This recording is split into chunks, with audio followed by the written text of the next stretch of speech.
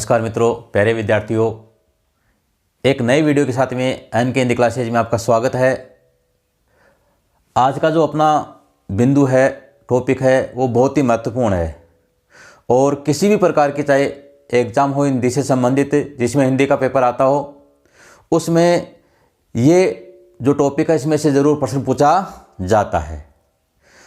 चाहे पटवारी की हो, चाहे ग्राम सेवक की हो, चाहे रीट हो, चाहे और सेकंड ग्रेड फर्स्ट ग्रेड हो, सभी एग्ज़ाम में इस टॉपिक से इस बिंदु से प्रश्न ज़रूर पूछा जाता है।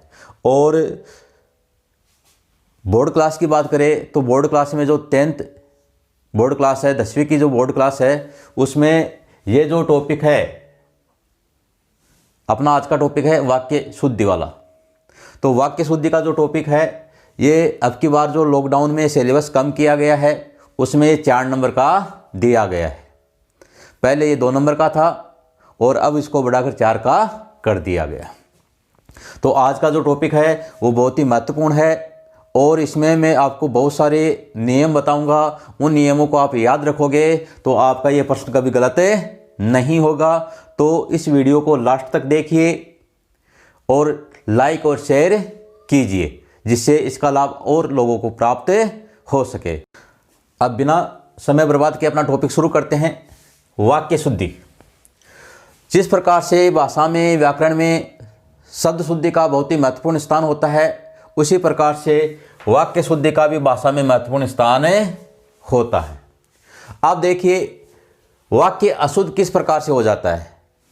तो वाक्य में अनावश्यक शब्दों का प्रयोग करने से, जिस शब्द की कोई आवश्यकता नहीं है उस शब्द का प्रयोग करने से, अनुपयुक्त शब्द के प्रयुक्त होने से, जो शब्द अनुपयुक्त है उस स्थान के लिए, उस वाक्य के लिए, उसका प्रयोग करने पर, शब्दों का सही क्रम न होने पर, लिंग वचन कारक का सही प्रयोग नहीं होने पर, कहाँ पर बहुवचन आएगा कि एक वचन आएगा, कारक की विभक्ति कौन सी आएगी, इसका सही प्रयोग नहीं करने पर, सही सर्वनाम और क्रिया का प्रयोग न करने से वाक्य क्या हो जाता है, अशुद्ध हो जाता है और जो भाषा का सौंदर्य है वो समाप्त हो जाता है।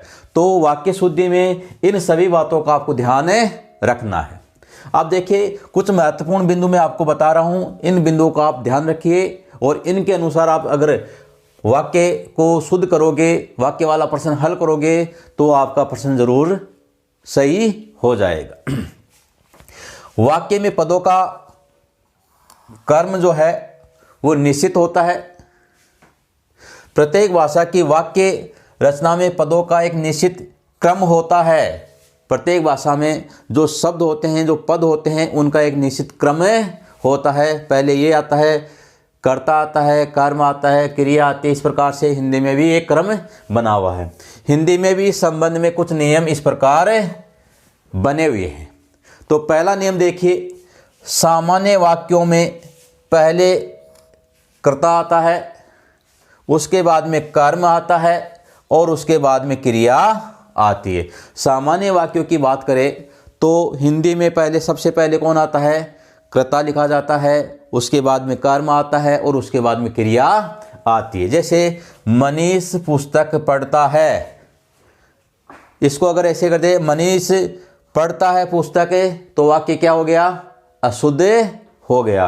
तो पहले कर्ता लिखा जाता है सामान्य वाक्य की बात करें तो, उसके बाद में कर्म लिखा जाता है और उसके बाद में क्रिया लिखी जाती है।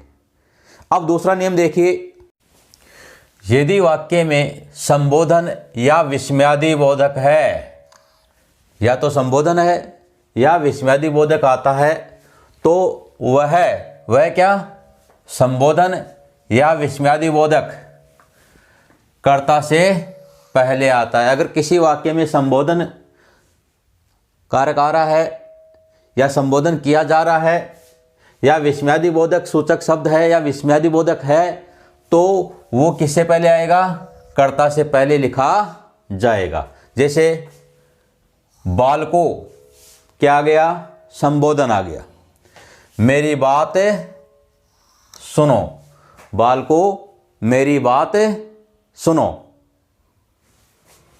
तो सबसे पहले संबोधन आएगा, अरे वह भाग गया, विस्मयादि बोधक है तो संबोधन या विस्मयादि बोधक आते हैं तो वो हमेशा किससे पहले आएंगे? कर्ता से पहले आएंगे। तीसरा नियम देखिए, कर्ता, कर्म, क्रिया के विस्तारक जो होते हैं, इनके विस्तारक जो होते हैं वो क्रमशः इनसे पहले ही आते हैं। कर्ता का जो विस्तारक है वो कर्ता से पहले आता है, कर्म का विस्तारक जो है वो कर्म से पहले आता है, और क्रिया का जो विस्तारक है वो क्रिया से पहले आता है। देखिए उदाहरण देखिए, मेरा भाई मुकेश धार्मिक पुस्तकें अधिक पढ़ता है। तो मुकेश क्या है इसमें? कर्ता है। मेरा भाई क्या हो गया? कर्ता का विस्तार हो गया। तो कर्ता का विस्तार जो है वो कहाँ आएगा? कर्ता से पहले आएगा। धार्मिक पुस्तकें, पुस्तकें क्या है इसमें? कर्म है। धार्मिक क्या है? कर्म का विस्तार है। तो कर्म का विस्तार किससे पहले आएगा? कर्म से पहले आएगा। पढ़ता इसमें क्या है? क्रिया है। क्रिया का विस्तार जो है वो अधिक है। ये अधिक जो है वो क्रिया का विस्तार है, तो क्रिया का विस्तार कहाँ आएगा? क्रिया से पहले आएगा। तो इनके जो विस्तारक है वो हमेशा इनसे पहले लिखे जाते हैं। चौथा नियम देखिए, पदवी या जो उपाधि होती है या व्यवसाय जो होता है,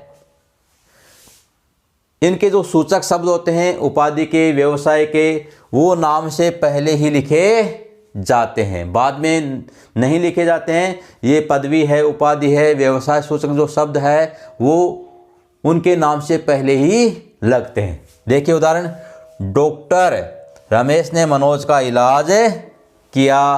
तो यहाँ डॉक्टर जो उपाधि है, पदवी है, वो इस रमेश से पहले ही लगेगी। प्रोफेसर घनश्याम छात्रों को पढ़ा रहे हैं। तो प्रोफेसर जो है वो इस कर्ता से पहले यानी नाम से पहले ही लगेगा। तो पदवी, उपाधि या व्यवसाय सूचक जो शब्द है वो हमेशा नाम से पहले ही लगाए जाते हैं। पांचवा नियम देखिए, क्रिया विशेषण क्रिया से पहले लगाया जाता है। विशेषण क्रिया की, विशेषण जो होता है वो विशेषता बताने वाले, और क्रिया विशेषण क्रिया की विशेषता बताने वाले शब्दों को क्रिया विशेषण कहते हैं। तो किससे पहले लगते हैं? क्रिया से पहले लगते हैं। तो घोड़ा तेज दौड़ता है, इसमें दौड़ता जो है वो क्या है? क्रिया है। इस क्रिया की क्या विशेषता है? तेज। तो ये तेज क्या हो गया? क्रिया विशेषण हो गया, और ये किससे पहले लगेगा? क्रिया से पहले लगेगा। तो मित्रों, बालकों, विद्यार्थियों, इन नियमों को आप याद कर लीजिए। अगर ये नियम आपको याद हो गए तो आपका प्रश्न जो है ये अशुद्धि वाला कभी गलत नहीं होगा। अब छठवां नियम देखिए, अगर वाक्य में प्रश्नवाचक शब्द आता है तो वह प्रश्नवाचक जो शब्द है वो व्यक्ति या जो विषय है उससे पहले लगाया जाता है। प्रश्नवाचक शब्द अगर वाक्य में आता है तो वह व्यक्ति के या विषय से पहले ही लगाया जाता है, बाद में नहीं लगता है। देखिए उदाहरण, तुम किस व्यक्ति की बात कर रहे हो? तो किस क्या है? ये प्रश्नवाचक शब्द है। तो ये कहाँ लगा है? व्यक्ति या जो विषय है उससे पहले ही लगा है। तो ये अगर ये प्रश्नवाचक शब्द आता है तो व्यक्ति या विषय जो होता है उससे पहले लगाया जाता है। सातवां नियम देखिए, पूर्वकालिक क्रिया मुख्य क्रिया से पहले ही आती है। यानी पूर्वकालिक जो क्रिया होती है उसमें क्या लगा हुआ होता है? अंत में कर लगा हुआ होता है। वो पूर्वकालिक क्रिया होती है जो पहले समाप्त हो गई है, वो पूर्वकालिक क्रिया। तो पूर्वकालिक क्रिया जो मुख्य क्रिया होती है उससे पहले ही लिखी जाती है। उदाहरण देखिए, वह पढ़कर सो रहा है। तो अब काम कौन सा हो रहा है? मुख्य क्रिया कौन सी हो रही है? सोने की हो रही है। अब पढ़कर भी क्रिया है, ये क्रिया कौन सी है? पूर्वकालिक, इसमें कर लगा हुआ है और समाप्त हो गई है। ये क्रिया होने के बाद ही ये क्रिया हो रही है। तो इस मुख्य क्रिया से पहले पूर्व क्रिया आती है। तो पूर्वकालिक जो क्रिया है वह मुख्य क्रिया से पहले आती है। 8वां देखिए, निषेधात्मक वाक्यों में यानी नकारात्मक जो वाक्य होते हैं जिनमें न और नहीं का प्रयोग होता है, इन दोनों का प्रयोग, न और नहीं का जो प्रयोग है वह क्रिया से पहले किया जाता है। यानी न और नहीं का जो प्रयोग है वह क्रिया से पहले होता है। मोहन ये काम नहीं करेगा। करेगा क्या? इसमें करना क्रिया है। न और नहीं का प्रयोग किससे पहले होता है? क्रिया से पहले करना है। तो नहीं ये क्रिया से पहले लिखा जाएगा। तो निषेधात्मक जो वाक्य है उनमें न और नहीं का अगर प्रयोग है तो वो क्रिया से पहले होगा। अब 9वां नियम देखिए, ये इम्पोर्टेंट है, यहाँ गलती हो सकती है तो इसको ध्यान से समझिए। करण कारक, संप्रदान कारक, अपादान कारक और अधिकरण कारक, अगर इन कारकों का प्रयोग वाक्य में होता है तो वो कहाँ होगा? कर्ता और कर्म के मध्य होगा। ये कारक जो है वो कर्ता और कर्म के मध्य ही रखे जाते हैं। और जब इनका वाक्य में प्रयोग करते हैं तो देखिए वाक्य में इनका प्रयोग विपरीत क्रम में होगा। पहले यहाँ से तो करण कारक संप्रदान ये आ रहा है, तो वाक्य में जब प्रयोग करते हैं तो इधर से लेते हैं इनको। पहले कौन सा आएगा? कर्ता के बाद में अधिकरण आ जाएगा, फिर अपादान आएगा, फिर संप्रदान कारक आएगा और फिर करण कारक आएगा। यानी विपरीत दिशा में इनका प्रयोग होगा, विपरीत क्रम से इनका प्रयोग होगा। उदाहरण देखिए, रीमा ने कागज पर सीता के लिए पेंसिल से चित्र बनाया। ये वाक्य है। इस वाक्य में रीमा ने, ये क्या है? रीमा यहाँ करता है। ये क्या है? क्रिया है इसकी, बनाया। अब क्रिया से पहले क्या और किसको शब्द जोड़कर देख लेते हैं। अगर उनका उत्तर आता है तो वो उत्तर क्या होता है? कर्म होता है। तो क्या बनाया? क्या बनाया? इसका उत्तर आ रहा चित्र बनाया। तो चित्र क्या हो गया? कर्म हो गया। अब कर्ता और कर्म के बीच में ही इन कारकों का प्रयोग किया जाएगा। वो भी पहले अधिकरण आएगा, फिर अपादान आएगा, फिर संप्रदान आएगा और बाद में करण कारक आएगा। अब देखिए, रीमा ने कागज पर, अधिकरण कारक, इसमें अपादान का वाक्य में प्रयोग नहीं हुआ है। अगर होता तो अपादान कारक आ जाता। सीता के लिए संप्रदान के लिए, संप्रदान आ गया। पेंसिल से करण कारक आ गया और उसके बाद में कर्म आ गया।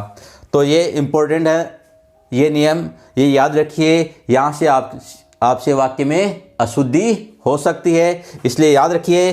कारक आते हैं तो पहले अधिकरण कारक आएगा, फिर अपादान आएगा, फिर संप्रदान आएगा और उसके बाद में करण कारक आएगा। और ये आएंगे कहाँ से?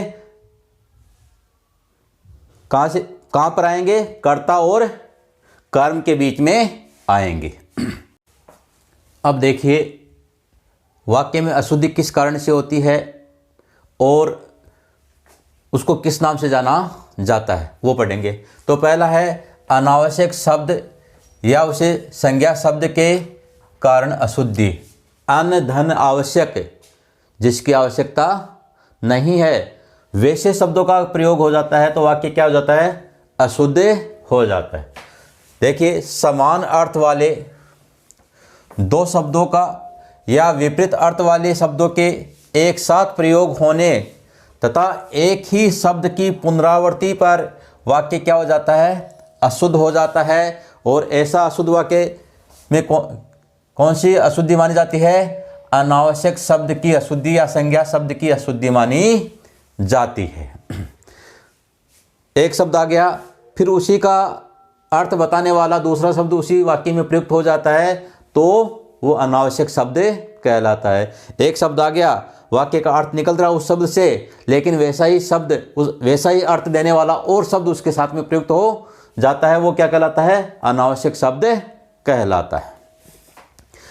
अब देखिए कुछ उदाहरण देखिए यहाँ पर। ये इधर वाले अशुद्ध वाक्य हैं और इधर शुद्ध वाक्य लिखेंगे। मैं प्रातःकाल के समय पढ़ता हूँ। बहुत बार कंपटीशन में ऐसा पूछा जाता है, एग्जाम में पूछा जाता है, ये वाक्य बहुत बार आया है। तो प्रातःकाल अपने आप में क्या बता रहा है? ये देखिए, काल क्या बता रहा है अपने आप में? समय बता रहा है, सुबह के समय, प्रातःकाल सुबह के समय। तो इसमें ये जो समय दोबारा आया है ये क्या है? अनावश्यक है, इसकी कोई आवश्यकता नहीं है। वाक्य जो है इसको हटाने पर अपना अर्थ, पूर्ण अर्थ जो है वो देता है। तो शुद्ध क्या हो जाएगा? मैं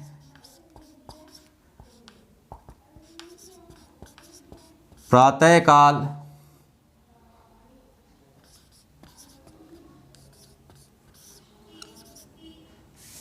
पढ़ता हूं। ये इधर वाला क्या हो गया? ये शुद्ध हो गया। इसमें से क्या हट गया? समय शब्द जो है वो हट गया। अब देखो हटता कौन सा है? पहले वाला जो शब्द है वो कभी नहीं हटेगा, बाद वाला जो शब्द है वही हटेगा। दूसरा वाक्य देखिए, जज ने उसे मृत्युदंड की सजा दी। मृत्युदंड, दंड का अर्थ क्या होता है? सजा ही होता है। फिर इस सजा जो शब्द आया है इसकी कोई आवश्यकता नहीं है। तो शुद्ध वाक्य क्या हो जाएगा? जज ने उसे मृत्यु दंड दिया। मृत्युदंड किस में आ गया?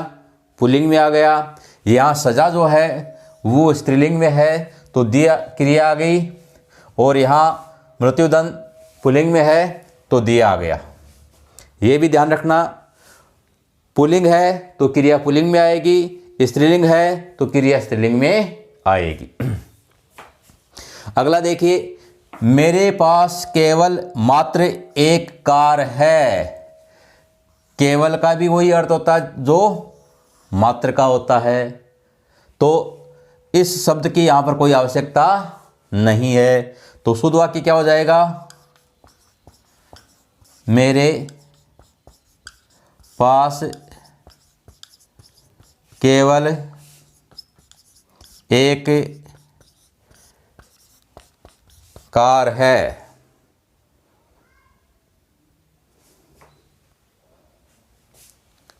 अगला देखिए, वह रोज पौधों को पानी से सींचता है।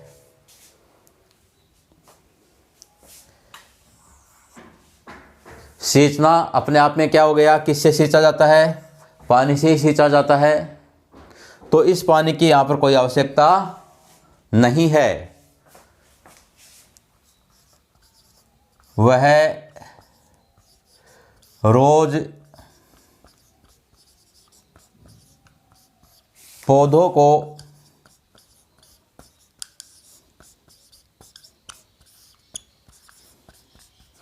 सींचता है। तो ध्यान रखिए, अगर दो शब्द आ रहे हैं, दोनों का एक ही अर्थ होता है, तो उनमें से एक शब्द आपको हटाना है और वो अशुद्धि क्या कहलाएगी? अनावश्यक शब्द के कारण अशुद्धि या संज्ञा शब्द के कारण अशुद्धि कहलाएगी। कंपटीशन में इनाम भी पूछा जाता है। नीचे 4 वाक्य दे दिए और या एक वाक्य दे दिया, फिर उसमें पूछा जाएगा कि इसमें कौन सी अशुद्धि है? अनावश्यक शब्द की, लिंग संबंधी, वचन संबंधी, सर्वनाम संबंधी। तो आपको ये ध्यान भी रखना है। अब दूसरा बिंदु देखिए, जिसके कारण वाक्य में अशुद्धि हो जाती है। अनुपयुक्त, अन धन उपयुक्त, जो उपयुक्त नहीं है ऐसे शब्दों का प्रयोग अगर वाक्य में हो जाता है तो वहाँ पर अनुपयुक्त शब्द शुद्धि कहलाती है। और वाक्य में शुद्ध करने के लिए उन शब्दों को हटाकर सही शब्द का प्रयोग किया जाता है। जो उपयुक्त शब्द होता है उसका प्रयोग किया जाता है। वाक्य में जो शब्द उपयुक्त नहीं है, गलत है, जिसका प्रयोग करने पर वाक्य क्या हो जाता है? अशुद्ध हो जाता है। तो ऐसे अनुपयुक्त गलत शब्दों को हटाकर उनके जगह उपयुक्त शब्द लिखना चाहिए, तभी आपका वाक्य क्या होगा? शुद्ध होगा। उदाहरण देखिए, इधर अशुद्ध वाक्य है और इनके इधर शुद्ध वाक्य बनाएंगे। अब देखिए पहला वाक्य देखिए, सीता राम की स्त्री थी। अगर केवल आता सीता स्त्री है तब तो वाक्य सही होता, उस जगह तो क्या आता? स्त्री आता। लेकिन राम की स्त्री है, स्त्री राम की नहीं, राम की तो क्या आएगा? पत्नी थी। तो शुद्ध वाक्य क्या हो जाएगा? ये वाक्य क्या है? गलत है, अनुपयुक्त है। इसकी जगह उपयुक्त वाक्य ये शब्द लिखना है। सीता राम की पत्नी थी। दूसरा वाक्य देखिए, वह दही जमा रही है। यह शब्द क्या है? यहां पर गलत है। दही तो जमा हुआ ही होता है, तो ये गलत शब्द जो है वो यहाँ क्या है? अनुपयुक्त है। तो शुद्ध क्या हो जाएगा? वह दूध जमा रही है। ये वाक्य शुद्ध हो गया। तीसरा देखिए, विख्यात आतंकवादी मारा गया। इसमें ये जो शब्द है विख्यात, ये यहाँ पर अनुपयुक्त है, ये गलत शब्द यहाँ पर आया हुआ है। विख्यात जो होता है वो अच्छे कार्यों के लिए जो प्रसिद्ध होता है उस व्यक्ति के लिए आता है, लेकिन आतंकवादी जो है वो तो बुरे कार्यों के लिए प्रसिद्ध है। तो बुरे वाक्यों के लिए क्या आता है? कुख्यात। कुख्यात आतंकवादी मारा गया। चौथा देखिए, रेडियो की उत्पत्ति किसने की? यहां उत्पत्ति जो शब्द है वो गलत है। देखिए नीचे मैंने लिखे हैं उत्पत्ति, आविष्कार और खोज। उत्पत्ति अपने आप उत्पन्न होती है, कोई चीज़ अपने आप ही उत्पन्न हो जाती है, उसके लिए तो आता है उत्पत्ति। प्रकृति में बहुत सारी चीज़ें जो है वो हर साल, एक साल उगती है फिर ख़त्म हो जाती है, फिर अगले साल वो उत्पन्न होती है, पैदा होती है। तो उनके लिए तो क्या आता है? उत्पत्ति शब्द आता है, जो अपने आप ही पैदा होती है। आविष्कार जो शब्द है वो किसके लिए आता है? एक नई अपूर्व जो पहले नहीं थी उस वस्तु या कोई सिद्धांत का निर्माण करना क्या कहलाता है? आविष्कार कहलाता है। और खोज जो कोई चीज़ कहीं पहले थी और कोई उसे ढूंढे लेता है तो वो क्या कहलाता है? खोज। जैसे भारत की खोज, तो भारत पहले था, किसी वास्को डी गामा ने इसकी खोज की, तो पहले भारत था और वास्को डी गामा ने इसे ढूंढ लिया और दुनिया के सामने लाए, तो वो क्या कहलाई? खोज। अब रेडियो की उत्पत्ति, उत्पत्ति शब्द, क्या रेडियो अपने आप उत्पन्न हुआ है? नहीं। क्या है? रेडियो पहले भी नहीं था तो खोज भी नहीं आएगा। अब आविष्कार, एक नई अपूर्व जो पहले नहीं थी ऐसी वस्तु का निर्माण, तो यहां क्या आएगा? आविष्कार आएगा। रेडियो का आविष्कार किसने किया? अब देखो यहां पर ये स्त्रीलिंग में है तो किया गया, ये पुल्लिंग में है तो किया आ गया, यहां पर भी कहा गया। अब देखिए पांचवा, कृष्ण ने कंस की हत्या की। ये हत्या शब्द जो है यहाँ पर गलत है। हत्या किसकी होती है? निर्दोष के लिए ये शब्द आता है। निर्दोष जो व्यक्ति होता है अगर उसको मारा जाता है तो उसके लिए क्या आता है? हत्या आता है। जो बदमाश होता है, अत्याचारी होता है, अगर उसको मारा जाता है तो उसके लिए क्या शब्द आता है? वध शब्द आता है। तो यहाँ पर यह हत्या शब्द गलत है। क्या आ जाएगा यहाँ पर? कृष्ण ने कंस का वध किया। तो इधर वाले अशुद्ध वाक्य हैं और इधर वाले ये शुद्ध हो गए। तो मित्रों, विद्यार्थियों, अपना जो ये टॉपिक है बहुत ही महत्वपूर्ण टॉपिक है और इसमें ऐसे बहुत सारे बातें मैं आपको और बताऊंगा। जैसे जैसे आगे बढ़ेंगे और ये अशुद्धि के कारण पढ़ेंगे तो बहुत सारे जो नए नियम आएंगे वो मैं आपको बताऊंगा। तो इस वीडियो को आप लास्ट तक देखिए और अपने मित्रों को शेयर कीजिए। अब आगे देखिए, आप तीसरे प्रकार की अशुद्धि देखिए, वचन संबंधी अशुद्धि। वचन का सही प्रयोग नहीं होने पर जो अशुद्धि होती है वो वचन संबंधी अशुद्धि हो गई। हिंदी में कुछ शब्द सदैव बहुवचन में प्रयुक्त होते हैं, अतः उनका उचित बोध न होने पर कि ये शब्द कौन सा एक वचन है कि बहुवचन है, इसका सही ज्ञान न होने पर तथा कर्ता एवं कर्म के वचन के अनुसार क्रिया प्रयुक्त न होने पर वाक्य क्या हो जाता है? अशुद्ध हो जाता है। और वो अशुद्धि कैसी मानी जाती है? वचन संबंधी अशुद्धि मानी जाती है। देखो, कंपटीशन में ये पूछा जा सकता है, वाक्य दे दिया, फिर ये कौन सी अशुद्धि है? वचन संबंधी अशुद्धि, अनुपयुक्त शब्द संबंधी अशुद्धि, सर्वनाम संबंधी अशुद्धि। तो इस प्रकार से ये प्रश्न बनता है आपका।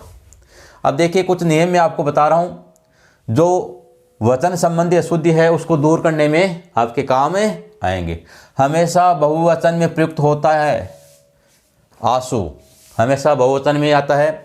दर्शन, हस्ताक्षर, प्राण, नियम, दाम, समाचार, बाल, लोग आदि अगर वाक्य में ये प्रयुक्त होते हैं तो क्रिया बहुवचन के अनुसार आएगी। ये हमेशा किस में रहते हैं? बहुवचन में ही प्रयुक्त होते हैं। दूसरा देखिए, हमेशा एक वचन में ही प्रयुक्त होते हैं। सोना, चांदी, लोहा, स्टील, पानी, दूध, जनता, आग, आकाश, सत्य, झूठ, तेल आदि ये हमेशा किस में रहते हैं? एक वचन में ही रहते हैं। अब देखिए आगे, है और हैं, इनका प्रयोग एक के ऊपर अनुस्वार लगा हुआ है, एक पर नहीं लगा हुआ। तो किन के ऊपर लगता है और किन के ऊपर नहीं लगता? देखिए, एक वचन है तो अनुस्वार नहीं लगेगा, ये है आएगा। और अगर बहुवचन है तो ये है आएगा, अनुस्वार लगेगा। वाक्य एक वचन में है तो ये है और बहुवचन में है तो अनुस्वार वाला है लगेगा। अब देखिए आगे, ये इंपॉर्टेंट है थोड़ा सा, इसको ध्यान से देखिए। ए, आ, उ, अकारांत वाले, उकारांत वाले, यानी वह शब्द के अंत में अगर ये आ रहा है ए, आ, उ, तो बहुवचन में क्या हो जाएगा? इनका ओ हो जाएगा और ऊपर अनुस्वार लगेगा। और अगर इकारांत से शब्द पूरा हो रहा है तो यो लगेगा, ये अनुस्वार लग जाएगा। इनके वचन में ये परिवर्तन है, कौन से? ये जो परिवर्तन हो रहे हैं ये कब होते हैं?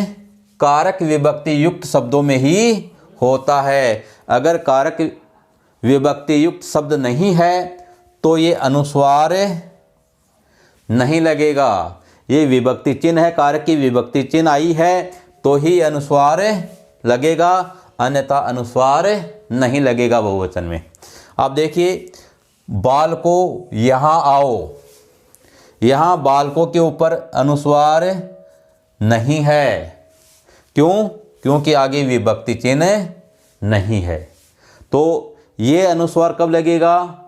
जब कारक विभक्ति युक्त शब्द इसमें प्रयुक्त होगा।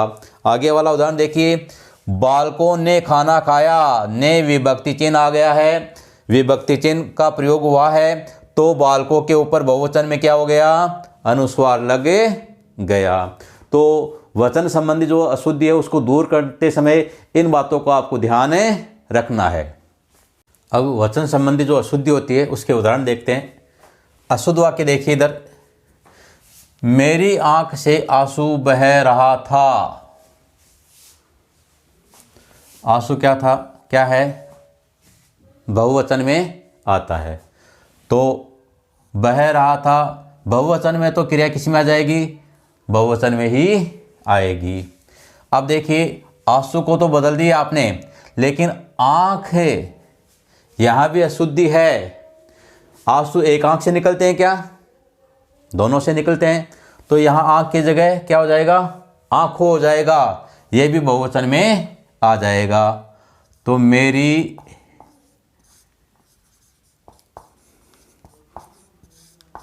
आँखों से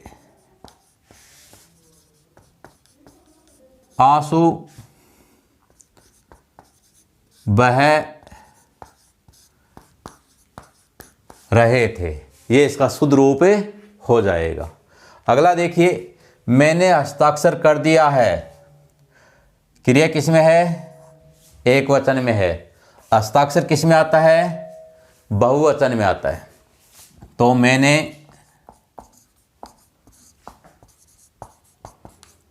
हस्ताक्षर कर दिए। अगला देखिए, आज आपका दर्शन हो गया। ये एक वचन में है, दर्शन बहुवचन में है। तो आज आपके दर्शन हो गए, ये इसका शुद्ध रूप हो जाएगा। मोहन ने अनेकों कमीजें खरीदी। बहुवचन में है, देखो इसको सही करते हैं। मोहन ने, अब अनेकों ये शब्द क्या है? अपने आप में अशुद्ध है। वो क्या होता है? अनेक होता है। अनेकों शब्द शुद्ध अशुद्ध है और ये अनेक शुद्ध है। मोहन ने अनेक, अब यहाँ कमीजें जो है वो अशुद्ध है यहाँ पर, तो इसका शुद्ध रूप क्या आ जाएगा? कमीज। अनेक कमीज यानी बहुत सारी कमीज, अनेकों कमीजें, ये यहाँ अशुद्ध है। ये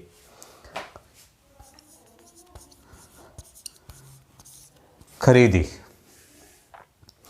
अगला देखिए, विधि का नियम बड़ा कठोर होता है। नियम बहुवचन में होता है।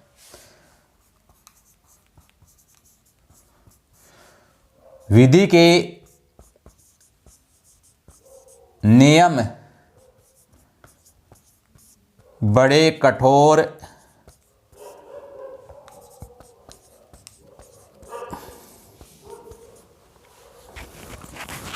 होते हैं।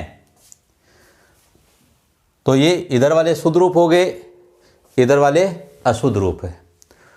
तो प्यारे मित्रों, विद्यार्थियों, ये टॉपिक थोड़ा सा बड़ा टॉपिक है, तो इसको हम 2 भागों में पढ़ेंगे। आज इतना ही पढ़ेंगे और मुझे पूर्ण विश्वास है कि अगर ये नियम वगैरह आपने सही पढ़ लिए, वीडियो को लास्ट तक देख लिया, समझ लिया, तो यहाँ तक के जो अशुद्धि वाले प्रश्न आते हैं वो आपके कभी गलत नहीं होंगे। तो वीडियो को लाइक कीजिए, शेयर कीजिए और सब्सक्राइब कीजिए, और आगे वाला जो वीडियो है वो जल्दी ही आपको प्राप्त हो जाएगा। धन्यवाद।